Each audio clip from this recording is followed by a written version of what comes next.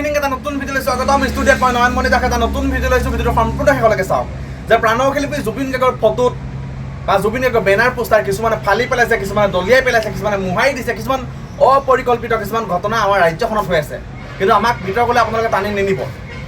কিন্তু প্ৰাণশিল্পী জুবিন গাৰ্গৰ মৃত্যু হৈছিল 25 বৰ্ষ 19 ছেপ্টেম্বৰ কিন্তু এতিয়া জুবিন গাৰ্গৰ ফটো বেনাৰ পোষ্টাৰ কিছুমান ব্যক্তিয়ে ফালি পেলাইছে গছকি পেলাইছে মোহাৰি পেলাইছে দলিয়াই দিছে এনেকুৱা কিছুমান কৰ্মকাণ্ড আমি ৰাজ্যখনত দেখি থকা পাইছোঁ এইটো অতি বেয়া বিষয় আৰু এনেকুৱা ধৰণৰ ব্যক্তিৰ ওপৰত আইনী ব্যৱস্থা গ্ৰহণ কৰাটো উচিত মই অনুৰোধ জনাইছোঁ এনেকুৱা ধৰণৰ ব্যক্তিৰ ওপৰত আইনী ব্যৱস্থা গ্ৰহণ কৰা উচিত কাৰণ যিজন ব্যক্তিক সমগ্ৰ বিশ্বই চিনি পাইছিল যিজন ব্যক্তিক সমগ্ৰ বিশ্বই সন্মান কৰিছিল শ্ৰদ্ধা কৰিছিল সেৱা কৰিছিল ভক্তিভাৱ তেখেতৰ প্ৰতি আছিল কিন্তু সেইজন ব্যক্তিৰ ফটো বেনাৰ পোষ্টাৰ তেনেকুৱা ধৰণৰ কৰ্মকাণ্ড কৰা ব্যক্তিৰ ওপৰত আইনী ব্যৱস্থা গ্ৰহণ কৰাটো সোনকালে উচিত কিন্তু প্ৰাণশিল্পী জুবিন গাৰ্গে উপযুক্ত ন্যায় পাব লাগিছিল কিন্তু জুবিন গাৰ্গে ন্যায় পাব দূৰৰে কথা এতিয়া হত্যাকাৰী উপযুক্ত শাস্তি পোৱা দূৰৰে কথা কিন্তু সেইজন ব্যক্তিৰ এতিয়া বেনাৰ পোষ্টাৰ ফালি গছকি মোহাৰি পেলাইছে কিছুমান ব্যক্তিয়ে কিছুমান নৰপিশাচ বুলি ক'ব লাগিব তেখেতসকলক এতিয়া আমি নৰপিশাচ বুলি ক'ব লাগিব হয়তো আমাক ভিতৰ গ'লে আপোনালোকে টানি নিনিব কিন্তু যিটো সময়ত প্ৰাণশিল্পী গাৰ্গে উপযুক্ত ন্যায় পাব লাগিছিল সেইটো সময়ত এতিয়া ৰাজ্যখনত কেনেকুৱা ধৰণৰ অপৰিকল্পিত কিছুমান নঘটিবলগীয়া কিছুমান নুশুনিবলগীয়া আমি ঘটনা দেখিবলৈ পাই আছোঁ সামাজিক মাধ্যমত এতিয়া কেইদিনমানৰ আগতে লেখিকা শিখা শৰ্মাই জুবিন গাৰ্গৰ চৰিত্ৰক লৈ কিছুমান কথা কৈছিল যে জুবিন গাৰ্গৰ গোপন কথাৰ প্ৰতি ঘিণ লগা বা শুনিলে আপোনালোকে থুই পিনা দিব এনেকুৱা ধৰণৰ কিছুমান কথা কৈছিল কিন্তু অৱশেষত তেখেতক লতাশিল আৰক্ষীয়ে গ্ৰেপ্তাৰ কৰিছিল আৰু তেখেতৰ ওপৰত 7টামান ধাৰা লগোৱা হৈছিল কিন্তু অৱশেষত তেখেত আজি মুকলি আকাশৰ তলত জুবিন গাৰ্গৰ ফেন ক্লাব আৰু পত্নী গৰিমা শইকীয়া গাৰ্গ আৰু শিল্পী সমাজে যোৰহাটৰ তেখেতৰ ওপৰত ইতিমধ্যে কেছ ৰেজিষ্টাৰ কৰিছিল আৰু অৱশেষত তেখেতক লতাশিল আৰক্ষীয়ে গ্ৰেপ্তাৰ কৰিছিল কিন্তু তেখেত আজি বৰ্তমান মুকলি আকাশৰ তলত কিন্তু এয়া হয়তো প্ৰথম নহয় এয়া হয়তো শেষ নহয় জীৱিত অৱস্থাতো বহুতো অপমান বহুতো সমালোচনাৰ সন্মুখীন হ'ব লগা হৈছিল প্ৰাণশিল্পী জুবিন গাৰ্গ এতিয়া প্ৰাণশিল্পী জুবিন গাৰ্গৰ সোণাপুৰ ক্ষেত্ৰত থকা শিলটো ইতিমধ্যে দলিয়াই পেলাইছিল ভাঙি দিছিল বা তাত থকা ফটো তাত থকা চাকি বন্তি শৰাই গীটাৰ সকলোবোৰ ভাঙি লণ্ডভণ্ড কৰি দিছিল এজন ব্যক্তিয়ে নাম হ'ল ভাস্কৰ জ্যোতি চমুৱা কিন্তু ভাস্কৰ জ্যোতি চমুৱাৰ ওপৰত এতিয়াও একো একশ্যন লোৱা নহ'ল এতিয়া প্ৰাণশিল্পী জুবিন গাৰ্গৰ লগত মৃত্যুৰ পিছতো বা জীৱিত অৱস্থাত তেনেকুৱা ধৰণৰ মানে সমালোচনা বা বিতৰ্ক ইতিমধ্যে হৈ আছিল কিন্তু ইমান অপমান কৰিব কেতিয়াও নাপায় এজন শিল্পীক ইমান অপমান কৰিব কিয় লাগে কওকচোন বাৰু যে আপোনালোকে নিজৰ কাম কৰিছে নিজৰ কৰ্মত আপোনালোকে ব্যস্ত হৈ আছে বা আপোনালোকে নিজৰ কৰ্মত আগবাঢ়ি গৈছে সেইটো নিজৰ কাম কৰক কিন্তু আপোনালোকে যেতিয়া এজন ভগৱানৰ এজন শিল্পীৰ যেতিয়া আপোনালোকে বেনাৰ পোষ্টাৰ ফটোবোৰ যদি আপোনালোকে দলিয়াই পেলাই ভাঙি দিয়ে ফালি পেলাই এইটো এক দুখৰ বিষয় ভাবকচোন বাৰু যে প্ৰাণশিল্পী জুবিন গাৰ্গৰ সমাজত উপযুক্ত ন্যায় পোৱা নাই এতিয়া জুবিন গাৰ্গৰ ফটো কিছুমানে মানে ভৰিৰে গছকি দিছে ফালি দিছে দলিয়াই দিছে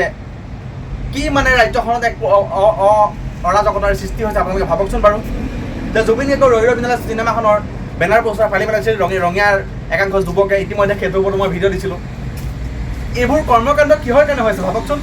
যে পৃথিৱীত কোনেও চিনি নাপায় জুবিন গাৰ্গক কিন্তু সেইজন জুবিন গাৰ্গে কাৰ ক্ষতি কৰিছিল কওকচোন মানুহৰ সৃষ্টি কৰিছিল তেখেতে মানুহক উৎসাহ দিছিল সহায় কৰিছিল ছাপৰ্ট কৰিছিল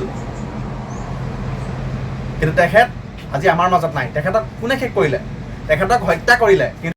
এতিয়া প্ৰাণশিল্পী জুবিন গাৰ্গৰ ন্যায় ক্ষেত্ৰত আপোনালোকে মাত মাতক প্ৰাণশিল্পী জুবিন গাৰ্গৰ উপযুক্ত ন্যায় পাব লাগিব যিহেতু প্ৰাণশিল্পী জুবিন গাৰ্গৰ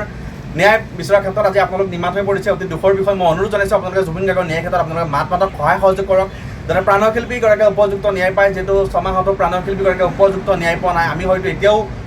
আমি ন্যায় অপেক্ষাত ৰখিছোঁ আমি সদায় ন্যায়ৰ কাৰণে মাতি আছোঁ কিন্তু আজি গৰিমা বৰুৱাৰ অৱস্থা কি হৈছে এবাৰ আপোনালোকে ভাবক আজি শ্ৰদ্ধাৰ কপিল বৰঠাকুৰদেৱৰ অৱস্থা আপোনালোকে চাওকচোন কি হৈছে কিমান দুখত আছে তেখেতে ভাবকচোন কিন্তু সেই গৰিমা বৌ সেই কপিল বৰঠাকুৰদেৱৰ চকু পানী দুখবোৰ কোনে বুজিব কওকচোন বাৰু আমি মানুহবোৰ ইমানে নিষ্ঠুৰ ইমানে স্বাৰ্থপৰ হৈ গৈছোঁ নে ভাবকচোন যে সেইজন ভগৱানৰ কাৰণে আমি ন্যায় বিচাৰিব নোৱাৰা হ'লোঁ সেইজন ভগৱানৰ ক্ষেত্ৰত আমি মন্তব্য প্ৰকাশ কৰিব নোৱাৰোঁ কেনেকুৱা এক পৰিৱেশৰ সৃষ্টি হৈছে ভাবকচোন আমি কোনফালে গতি কৰি আছোঁ জুবিন গাৰ্গে যদি ন্যায় নাপায় কোনে ন্যায় পাব এতিয়া প্ৰাণশিল্পী জুবিন গাৰ্গে উপযুক্ত ন্যায় পাব লাগিব কিন্তু জুবিন গাৰ্গে ন্যায় নোপোৱালৈকে আমি সদায় চিঞৰি যাম আমি সদায় সংগ্ৰাম কৰি যাম কিন্তু বিতৰ্ক কৰিবলগীয়া কোনো কথাই নাই কাৰণ আমি জুবিন গাৰ্গৰ ক্ষেত্ৰত মাত পাতি আছোঁ আমি সদায় মাত পাতি যাম আমি কেতিয়াও নাপাহৰোঁ আমি কেতিয়াও পাহৰিব নিবিচাৰোঁ জুবিন গাৰ্গক প্ৰাণশিল্পী জুবিন গাৰ্গক ময়ো লগ পোৱা নাছিলোঁ কিন্তু তথাপিও জুবিন গাৰ্গৰ ক্ষেত্ৰত মই লগো পোৱা নাছিলোঁ কিন্তু ওচৰৰ পৰা দেখাও নাছিলোঁ কিন্তু কিহৰ কাৰণে আমি আজি ছমাহে চিঞৰি আছোঁ কিহৰ কাৰণে আমি ছমাহে আজি ন্যায়ৰ ক্ষেত্ৰত মাত মাতি আছোঁ কিন্তু এতিয়া জুবিন গাৰ্গৰ ভৰি চুই চুই জুবিন গাৰ্গক শ্ৰদ্ধা কৰি কৰি যিসকল আজি গায়ক হ'ল, যিসকল আজি অভিনেতা হ'ল, সেইসকল আজি নিমাত হৈ পৰিছে। ভাবিছেনে? আজি নীল আকাশ, আজি কুসুম কৈলাশ, আজি ভিভু কাশ্যপ,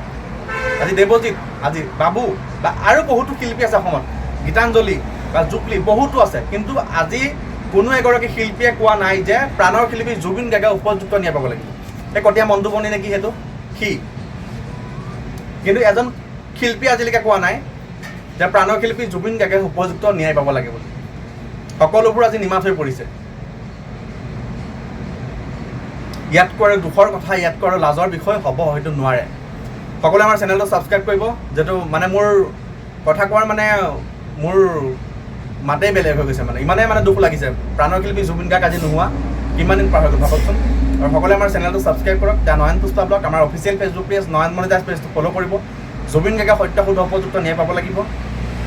আৰু প্ৰকৃত অনুৰাগীসকলে এইটো ভিডিঅ' 10জন ব্যক্তিলৈ শ্বেয়াৰ কৰক, যাতে জুবিন গাৰ্গে সত্য শুদ্ধ উপযুক্ত ন্যায় পায়। আৰু লিখিব জাষ্টিছ ফৰ জুবিন গাৰ্গ, দাদাৰ আত্মাৰ চিৰ শান্তি কামনা কৰিলোঁ। জুবিন গাৰ্গে উপযুক্ত ন্যায় পাব লাগিব। ছিংগাপুৰৰ কৰ্ণাছ কোৰ্টে আজি চূড়ান্ত ৰায়দান প্ৰদান কৰিলে যে প্ৰকৃততে জুবিন গাৰ্গৰ পানী ডুবি মৃত্যু হৈছিল, হত্যা হোৱা নাছিলে। এইটো কথা আমি কেতিয়াও বিশ্বাস নকৰোঁ, আমি এইটো কথা কেতিয়াও মানি ল'ব নোৱাৰোঁ। অসমবাসী ৰাইজে আপোনালোকৰ মন্তব্য আগবঢ়াব, প্ৰকৃততে হত্যা হৈছিল নে প্ৰকৃততে পানী ডুবি মৃত্যু হৈছিল।